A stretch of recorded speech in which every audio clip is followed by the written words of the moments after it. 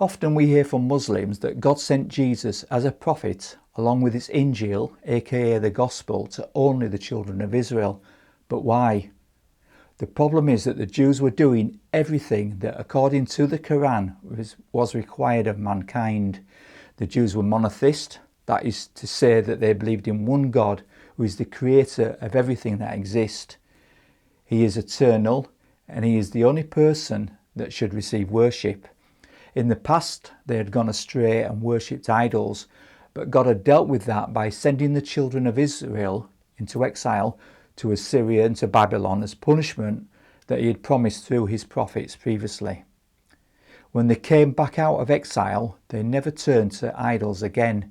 God had totally wiped out that part of their nature. They were also trying to keep the law of God to the best of their ability. Every Sabbath they read the law of Moses and the prophets in the synagogue, and then they went out and tried to keep it, even to the point of tithing, that is to say, giving 1/10 of everything, even their herbs and spices, back to God. They kept the Sabbath by doing no work as God had commanded, and they followed the strictest requirements of purification. By Islamic standards, they were very good Muslims. So why did God need to send this very important prophet, according to the Quran, to Israel? God or Allah had sent Muhammad to the Arabs to turn them away from polytheism, but the Jews were and still are monotheist when Jesus was sent to them. So the question remains, why did God, according to Islam, send Jesus to the Jews when, according to the Islamic narrative, the Jews were doing everything right? This leads to another question. If the Jews were doing everything that they should have been doing, then why did the Jews get so upset about Jesus? It cannot be because he made himself equal with God the Father and revealed himself to be God, because according to the Islamic narrative, he never did such a thing, though he evidently did. It cannot be that he said that he had come to fulfill the law, because the Jews would have been up for that.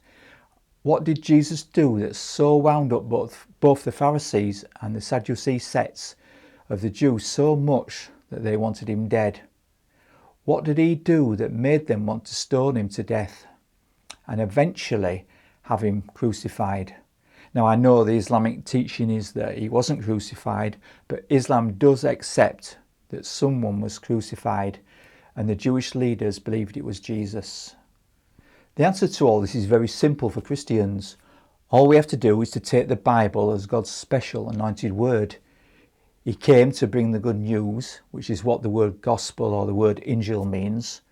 Unfortunately, the good news was an affront to the Jews. Incidentally, it is an affront to not just to the Jews, but to everyone else as well. We hate to be told that we are all sinners before God, that we are going to be judged by a righteous God, and that we are all powerless to save ourselves from that coming judgment. We are affronted when we are told that the only way of escape is through Jesus, and that is by simply believing in him and accepting what he has done in our place for us.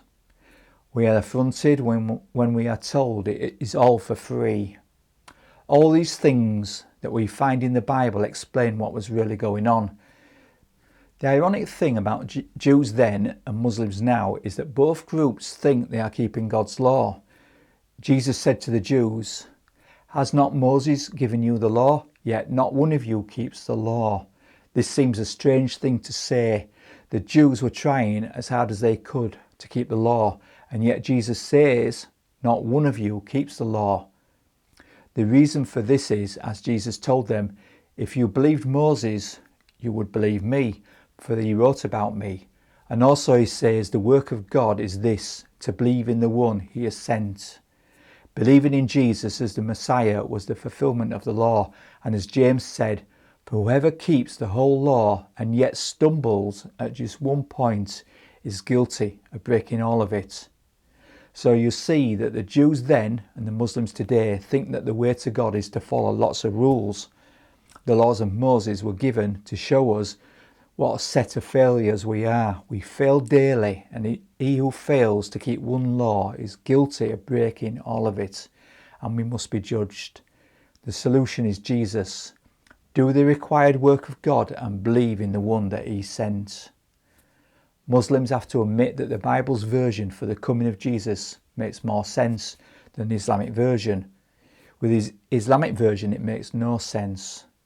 Why would Jesus come to tell them to do what they were already doing? This is according to the Islamic benchmark, of course. Remember that the Quran tells the Jews to follow the writings of Moses. In Surah 5, verse 43 and 44, we read this: "But why do they come to you, Muhammad, for judgment when they already have the Torah containing Allah's judgment? Then they turn away after all. They are not true believers. Indeed, we revealed the Torah containing guidance and light by which the prophets who submitted themselves to Allah made judgments for Jews. So too did the rabbis and scholars judge according to Allah's book with which they were entrusted and of which they were made keepers. So do not fear the people, fear me, nor trade my revelation for the fleeting gain. And those who do not judge by what Allah has revealed are truly the disbelievers." By the way, this is just one of the examples of where the Quran speaks of the Bible in a positive way. The only thing lacking from what a Muslim is told to follow is a belief in Muhammad as a messenger of God, which of course wasn't required 600 years before Muhammad came. It could be argued that a better time for Jesus to come to the Jews would have been today, or any time after the State of Israel was formed in 1948, so that he could point to Muhammad.